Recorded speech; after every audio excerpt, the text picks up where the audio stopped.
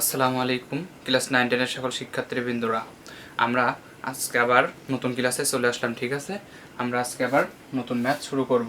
গত ক্লাসে আমি বীজগণিতের অনুশীলন 3.1-এর 2 নম্বর অঙ্ক মানে সরল করো 2 নম্বর অঙ্কের প্রথম দুইটা অঙ্ক করেছিলাম। ঠিক আছে, আজকে আমরা দুইটা অঙ্ক করেছিলাম আর বাকি দুইটা অঙ্ক আছে, আমরা আজকে ওই বাকি দুটো অঙ্ক সমাধান করব। ঠিক আছে, তাহলে আমরা দেরি না করে চলো আমরা বাকি দুটো অঙ্কের কি সমাধান করে ফেলি। তাহলে দেখো আমাদের কি বলেছে, সরল করতে। দেখো গ নাম্বার বলেছে 6 × 3 5 গুণ 6 × 3 5 প্লাস 2 গুণ 6 × 3 5 গুণ 3 × 6 5 প্লাস 3 × 6 5 গুণ 3 × 6 5। তাহলে দেখো গ নাম্বার 6 × 3 5 গুণ 6 × 3 5 প্লাস 2 গুণ 6 × 3 5 গুণ 3 × 6 5 প্লাস 3 × 6 5 গুণ 3 × 6 5। ঠিক আছে, এটা মধ্যে আছে। দেখো আমরা এখানে লিখতে পারি, দেখো এখানে 6 × 3 5 গুণ 6 × 3 5 এটা দুইটা আছে, তাহলে আমরা কি লিখতে পারি না 6 × 3 5 তার অল স্কোয়ার প্লাস 2 গুণ 6.35 গুণ 3.65 এটা যা আছে তেমন রাখলাম। এবার দেখো এখানে প্লাস করতে প্লাস, এবার দেখো 3 × 6 5 আমার কয়বার আছে, দুইবার, তাহলে আমি কি লিখতে পারি না 3 × 6 5 তার অল স্কোয়ার, অবশ্যই লিখতে পারি। তাহলে দেখো এরকম যদি দেওয়া থাকে, আমি যদি এটাকে ধরি এ আর এটাকে ধরি যদি বি, তাহলে দেখো এ স্কোয়ার প্লাস 2, এর মান হচ্ছে 6.35, বির মান হচ্ছে 3.65, তাহলে a square plus 2ab plus কি বি স্কোয়ার। তাহলে ভাই আমরা কি জানি যে a square plus 2ab plus b square হচ্ছে এটা কিসের সূত্র, এ প্লাস বি তার হোল স্কোয়ার সূত্র। তাহলে দেখো এটা আমাদের সূত্র ভাঙা আছে, তাহলে আমরা জানি কি এ প্লাস বি তার হোল স্কোয়ার সূত্র। তাহলে এটা হচ্ছে আমার এ, এটা হচ্ছে বি। তাহলে দেখো এ প্লাস বি তার অল স্কোয়ার মানে 6.35 প্লাস 3.65 তার অল স্কোয়ার। এখন এই দুইটা যদি যোগ করি, তাহলে এই দুইটা যোগ করলে হয় আমার হচ্ছে 10 তার অল স্কোয়ার। তাহলে 10কে স্কোয়ার করলে কি হয় 100। বুঝতে পেরেছে ভাইয়া? আশা করা যায় বোঝা গিয়েছে।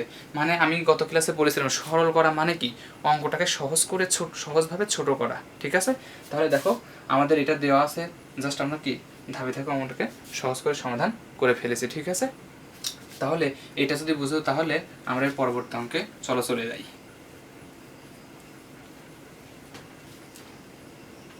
এবার দেখো ঘ নম্বর অঙ্কে বলেছে যে কি 2345 গুণ 2345 মাইনাস 759 গুণ 759 ভাগ 2345 মাইনাস 759।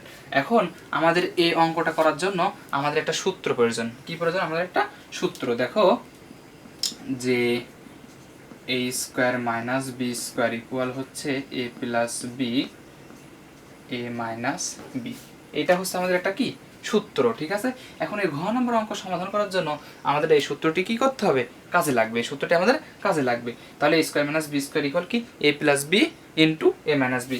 তাহলে দেখো ভাইয়া এখন আমাদের ঘ নাম্বারে এইটা আছে, দেখো 2345 দুইবার আছে, তাহলে আমি কি এখান থেকে লিখতে পারি না যে 2345 তার অল স্কোয়ার মাইনাস করতে মাইনাস 759 দুইবার আছে, তার মানে আমি কি লিখতে পারি যে 759 তার অল স্কোয়ার।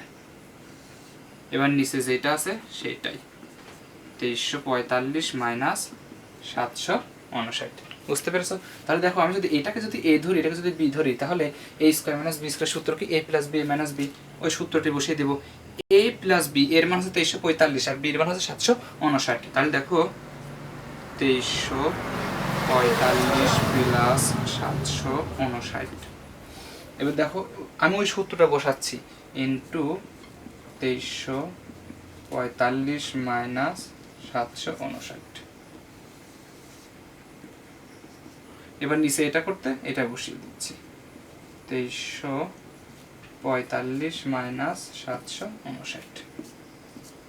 এবার ভাইয়া আমরা জানি যে কি একই সংখ্যা উপর নিচ থাকলে সেটা কি হয়ে যায়, কেটে যায়। দেখো এখানেও 2345 মাইনাস 759, এখানেও 2345 মাইনাস 759, তাহলে আমাদের কি এটা কি হয়ে যাবে, কেটে যাবে।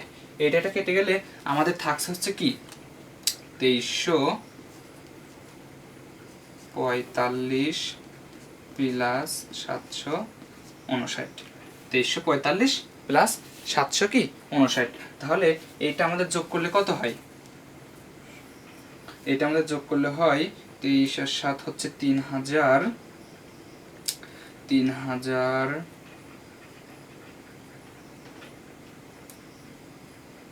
তাহলে এটা আমরা দেখো যোগ করি এখন, কেমন ক্যালকুলেটরে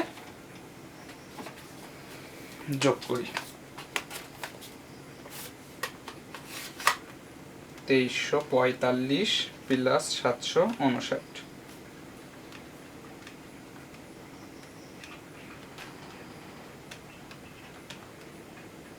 তাহলে আমাদের হয় কত?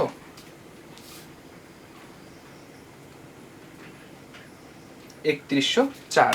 তাহলে 2345 প্লাস 759 যোগ করলে আমাদের কত হয়? 3104। এটা হচ্ছে আমাদের অঙ্ক, ঠিক আছে? তাহলে এই অঙ্কটার জন্য আমি কি বললাম, যে এই সূত্রটা লাগবে।